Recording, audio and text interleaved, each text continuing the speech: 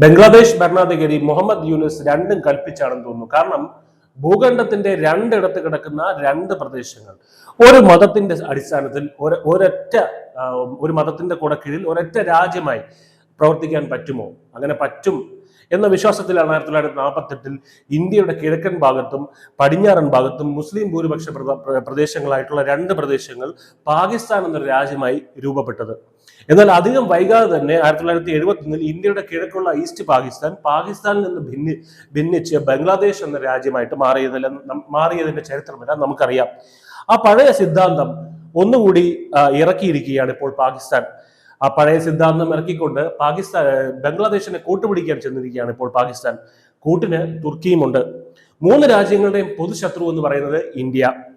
അപ്പോ ഇതിലാണ് ഈ മൂന്ന് രാജ്യങ്ങളും അവരുടെ ഭിന്നതകൾക്കപ്പുറം അവരുടെ ഐക്യം കണ്ടെത്തുന്നത്. അവരുടെ പൊതുശത്രു ഇന്ത്യ ആണെന്നുള്ള വസ്തുതയിൽ ഇന്ത്യയെ ചൊടിപ്പിക്കാൻ ബംഗ്ലാദേശിൽ അമേരിക്ക പ്രതിഷ്ഠിച്ചിരിക്കുന്ന പാവ സർക്കാരിനെ കൊണ്ട് പാകിസ്ഥാൻ പരമാവധി ശ്രമിക്കുന്നുണ്ട്.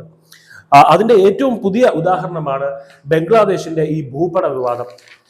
സംഭവം ആസം ഉൾപ്പെടെയുള്ള ഇന്ത്യൻ പ്രദേശങ്ങളെ ഉൾപ്പെടുത്തിയുള്ള ഒരു ബംഗ്ലാദേശ് മാപ്പാണ്. പേര് ആർട്ട് ഓഫ് ട്രയംഫ്, അതായത് വിജയത്തിന്റെ കല. Pakistan joint chief of staff committee chairman general Safir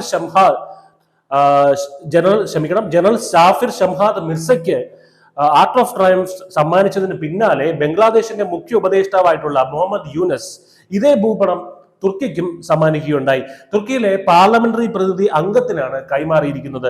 art of triumph എന്ന കലാസൃഷ്ടി ഒരു സാധാരണ നയതന്ത്ര സമ്മാനമായി കണക്കാക്കാനാക്കില്ല എന്ന് ഇതിനോടകം തന്നെ ഇന്ത്യൻ ഇന്റലിജൻസ് ഏജൻസികൾ പറഞ്ഞിട്ടുണ്ട്.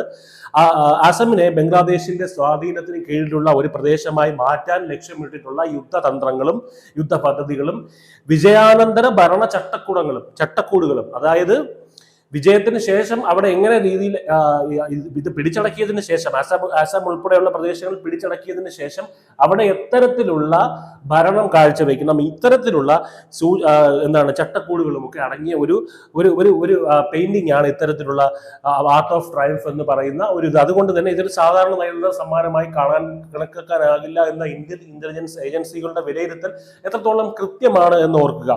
എന്തായാലും ദക്ഷിണേഷ്യയിലും തെക്ക് കിഴക്കൻ ഏഷ്യയിലും തുർക്കി തങ്ങളുടെ സ്വാധീനം വികസിപ്പിക്കാൻ നടത്തുന്ന പാൻ ഇസ്ലാമിക പ്രചരണവുമായിട്ട് ഇതിന് ബന്ധമുണ്ടോ എന്നാണ് ഇന്റലിജൻസ് ഏജൻസികളുടെ സംശയം.